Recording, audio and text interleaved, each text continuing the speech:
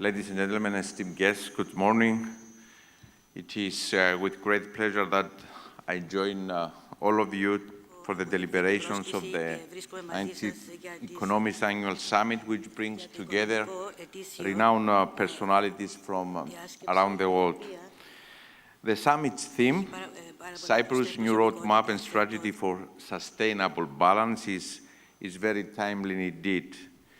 In these turbulent times, strategizing for sustainable balance in the political and economic spheres, as well as reinforcing the resilience and competitiveness of our economies, are major challenges, but also absolutely necessary.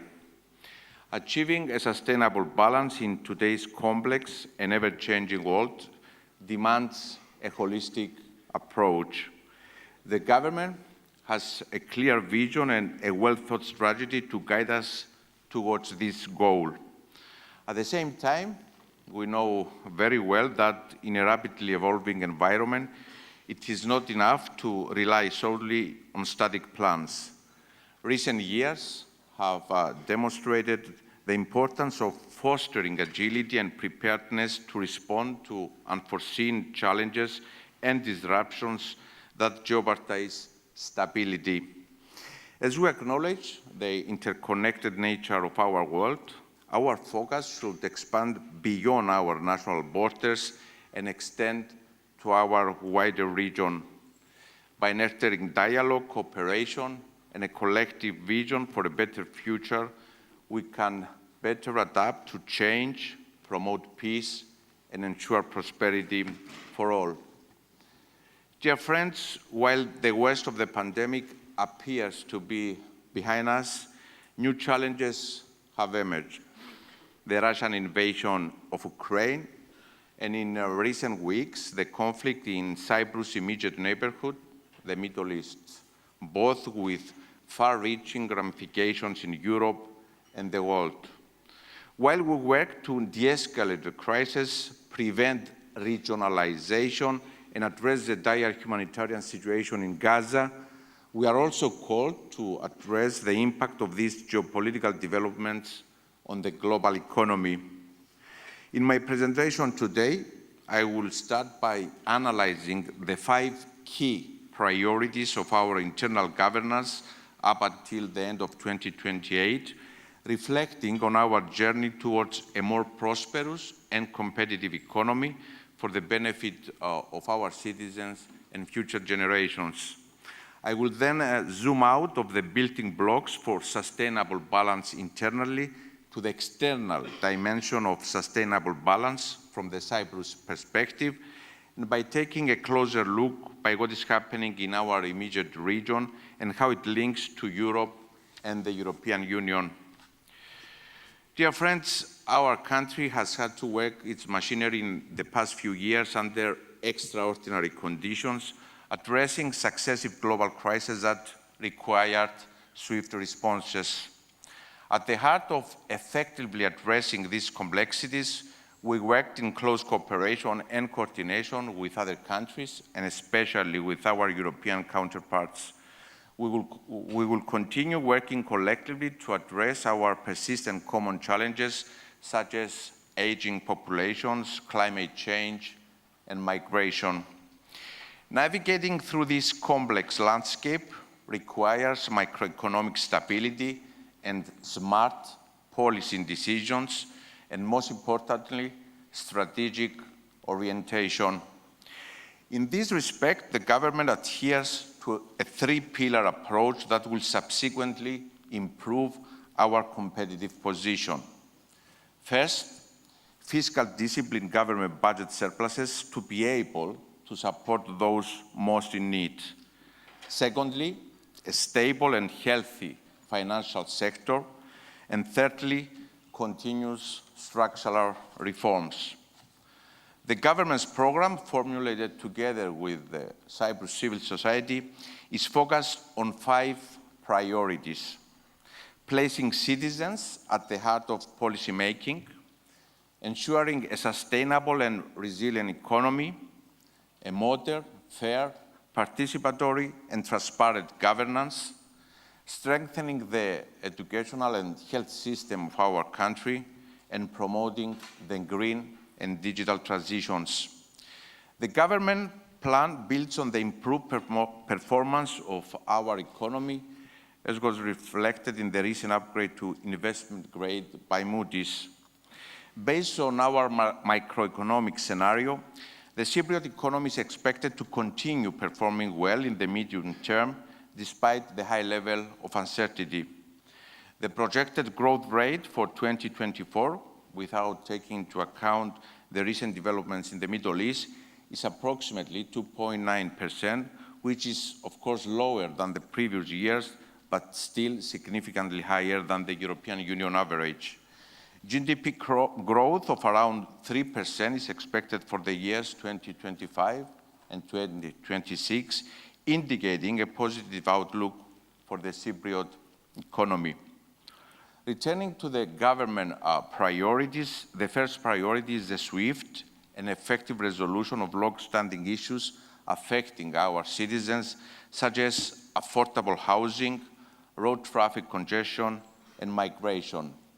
Let me say that only last week we announced a vigorous plan for affordable and attainable housing spanning over a 3-year period.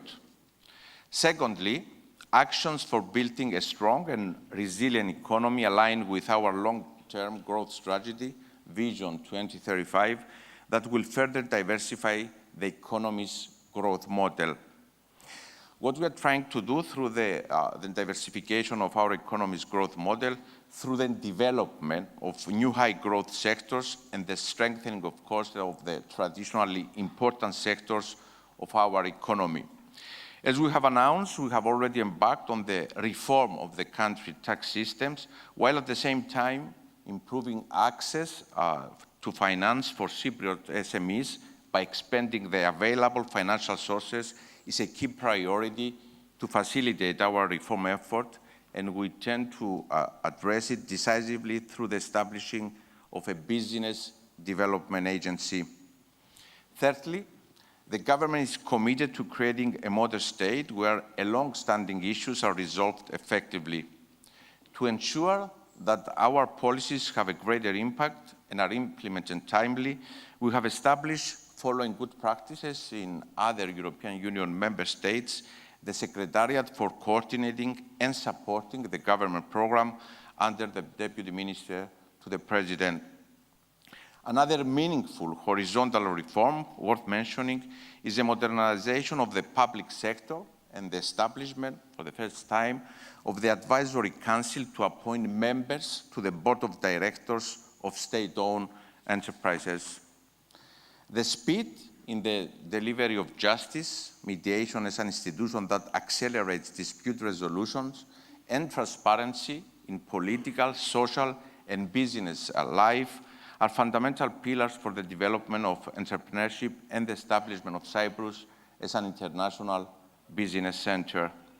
We have initiated crucial changes in pursuit of this goal, including the establishment of the Anti-Corruption Authority from the previous administration in 2022, and the ongoing judicial reform. The Cyprus society calls for tackling corruption and promoting meritocracy, and we will respond to that call. The fourth priority concerns education and health. I believe that the current educational system in our country needs to be reformed to equip both current and future students with the skills that are needed in the labor market of the future. I consider at the same time equally important to safeguard the health system of our country. The operation of the National Health System, YESI, is undoubtedly one of the most significant social reforms of Cyprus in recent years. We will safeguard this valuable achievement, and we will fine-tune any challenges that have been identified in the first few years of its implementation. By leveraging the expertise of the medical community and, of course, the healthcare professionals, we are working to meet citizens' expectations for high-quality healthcare services while strengthening hospitals, ensuring equal access to treatments, and promoting preventing measures. Our goal is the seamless access to quality healthcare service for all, regardless of their location, and the adoption of innovative measures, treatments, and medications. The fifth priority of the government is the overarching aim of accelerating green and digital transitions. The main objective is to meet the European Union's ambitious green targets through the implementation of the necessary measures, including, among others, a sizable amount of grant schemes and regulatory adjustments to expedite the adoption of renewable energy solutions, actions to promote the cyclical economy, as well as the implementation of the green taxation reform. The digital transmission is also an equally important catalyst in reforming our economy and our society. Our goal is to create a fully digitalized modern state that offers quality service to citizens and businesses. It will also facilitate the development of new knowledge-intensive sectors, enabling the diversification of our economy. Furthermore, we are leveraging the promising prospects of our ICT ecosystem and the advantages of our location for establishing an international business center. We are actively promoting and enhancing the strategy for attracting business and talent, which has already produced significant results for our country. Dear friends, implementing policies that aim to improve the economy's growth, prospects, and competitiveness is essential. However, these policies need to be complemented by social policies that aim to maintain and improve social cohesion. Economic growth and social justice can go hand in hand and should work in a complementary manner. That is why I frequently reiterate the anthropocentric philosophy of my government strategy. We are committed to ensuring that the citizens remain at the core of our policies and that no one is left behind.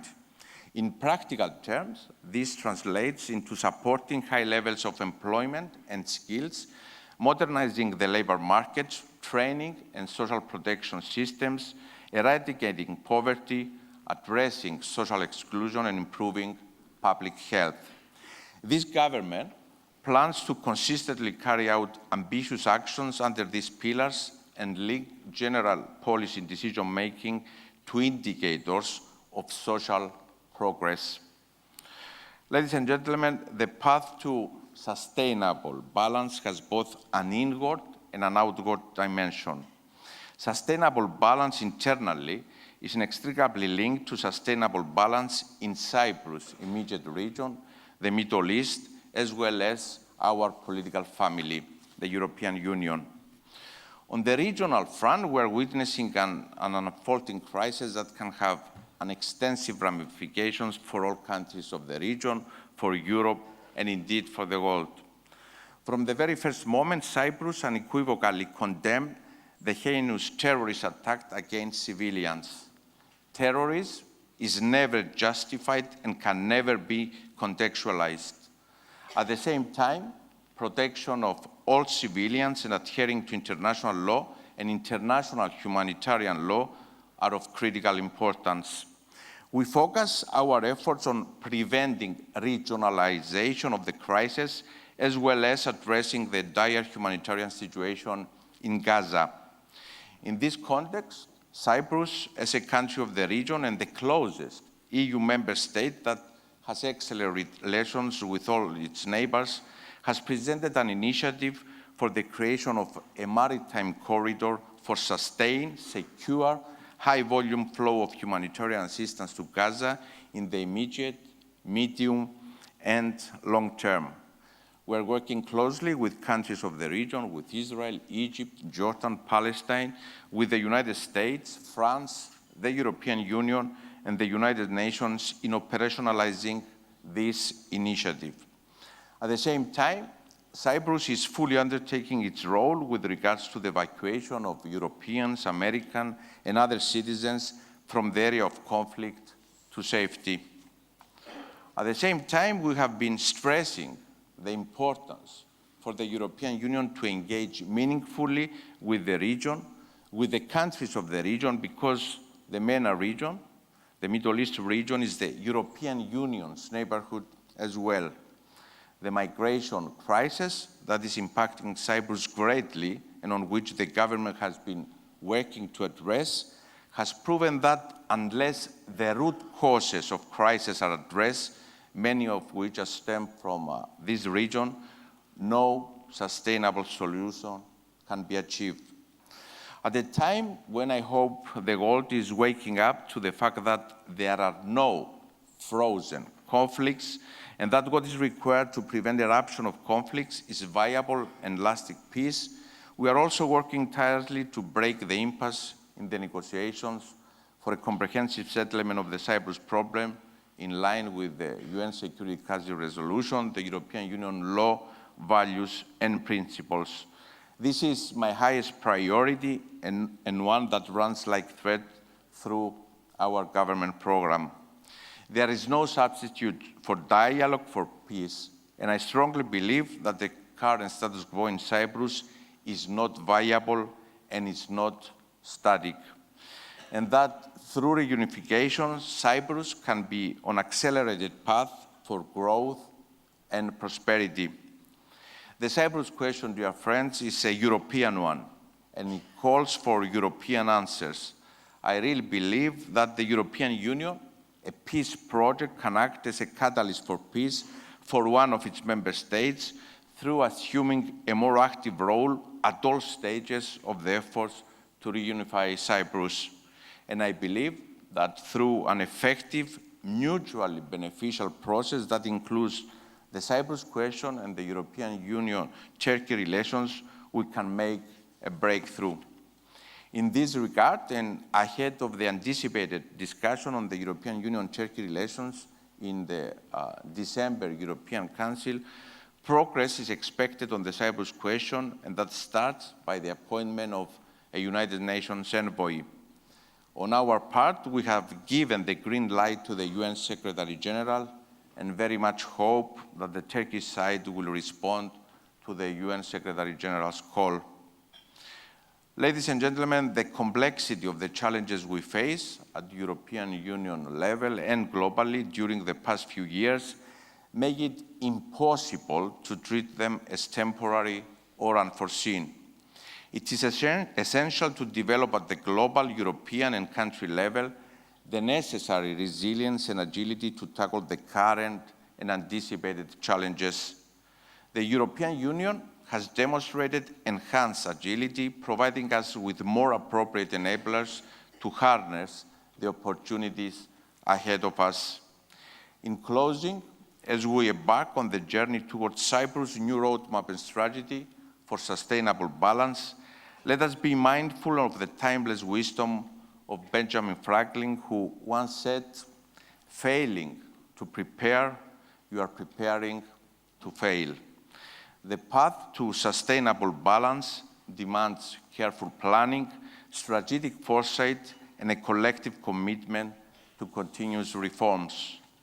On our part, I firmly believe that our efforts on maintaining sound public finances, complemented, of course, with ambitious reform initiatives, both necessitated and supported by new era realities, provide the appropriate preconditions for a brighter, more sustainable, peaceful future for Cyprus, where prosperity and the well-being of citizens become the destination of our collective journey.